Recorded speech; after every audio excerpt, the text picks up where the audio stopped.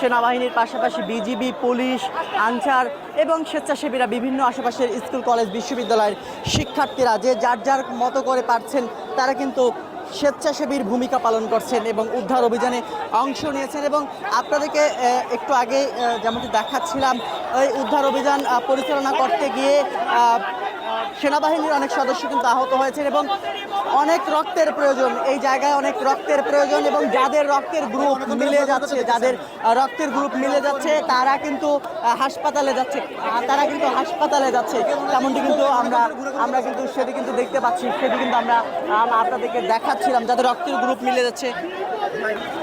যেমনটি দেখাচ্ছিলাম একটু পরপর কিন্তু অ্যাম্বুলেন্স আসছে এবং এখান থেকে উদ্ধার করে নিয়ে আশেপাশের যে বিভিন্ন হাসপাতালগুলো রয়েছে সেই হাসপাতালগুলোতে কিন্তু স্বেচ্ছাসেবীদের নিয়ে যাচ্ছেন, যারা রক্ত দিবেন তাদেরকে কিন্তু এখান থেকে নিয়ে যাওয়া হচ্ছে। বেশ কিছু সংখ্যক যারা আহত হয়েছেন তাদের কিন্তু অনেকের রক্ত প্রয়োজন, যার কারণে আশেপাশে এখানে বাংলাদেশ হসপিটাল রয়েছে, এর পাশাপাশি বিভিন্ন ছোটো বড়ো ক্লিনিক রয়েছে, সে ছোটো বড়ো ক্লিনিকগুলোতে কিন্তু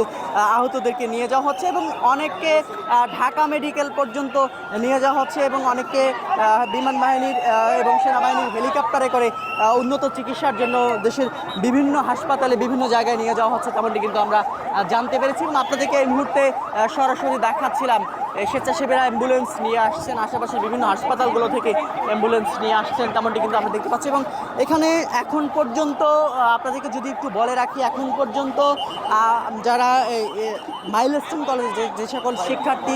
পড়াশোনা করেন তাদের অভিভাবকরা এই কলেজের সামনে এসে অনেকে হাজারি করছেন, এখন পর্যন্ত অনেকের সন্ধান পাননি তেমনটি কিন্তু আমরা দেখেছি। শিক্ষার্থীদের পরিবারের সদস্যরা কিন্তু বেশ উদ্বিগ্ন রয়েছেন, তার প্রিয় সন্তানকে এখন পর্যন্ত অনেকে পাননি, যার কারণে হচ্ছে এখান থেকে যারা আহত হয়েছেন তাদেরকে উদ্ধার করে আশেপাশের হাসপাতালগুলোতে নিয়ে যাওয়া হচ্ছে এবং যার কারণে অনেকে তার সন্তানকে খুঁজতে এসে অনেককে এখন পর্যন্ত